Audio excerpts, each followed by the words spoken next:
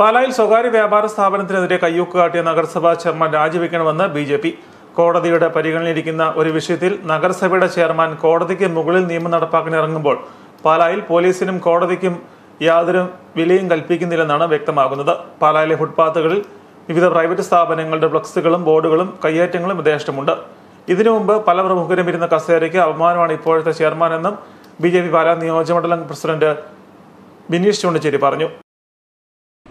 പാലായെ സംബന്ധിച്ച് പാലാ നഗരസഭയുടെ പരിധിയിലുള്ള എല്ലാ വ്യവസായ സ്ഥാപനങ്ങളിലെയും ബോർഡുകൾ പരമാവധി നടപ്പാത കയ്യേറിയുള്ള ബിസിനസ്സുകളും ഇതുമെല്ലാം വ്യാപകമായ പരാതി ഉള്ളതാണ്.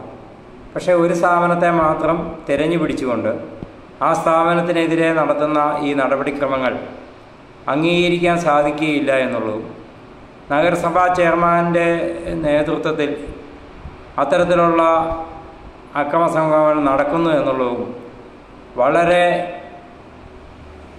മ്ലേച്ഛമായ രീതിയാണ്.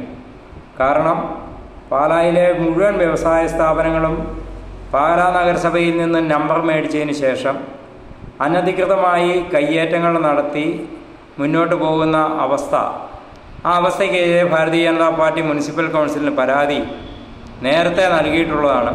പക്ഷെ അതിനൊന്നും എതിരെ ഇതുവരെ യാതൊരു നടപടികളും സ്വീകരിക്കാതെ ഈ ഒരു സ്ഥാപനത്തിനെതിരെ എന്താണ് മുനിസിപ്പൽ കൗൺസിലിന്, മുനിസിപ്പൽ ചെയർമാനും ഇത്ര ദ്രുതഗതിയിൽ നടപടിയെടുക്കേണ്ടതെന്നാണ് ഭാരതീയ ജനതാ പാർട്ടിക്ക് ഈ അവസരത്തിൽ അറിയാനുള്ളത്.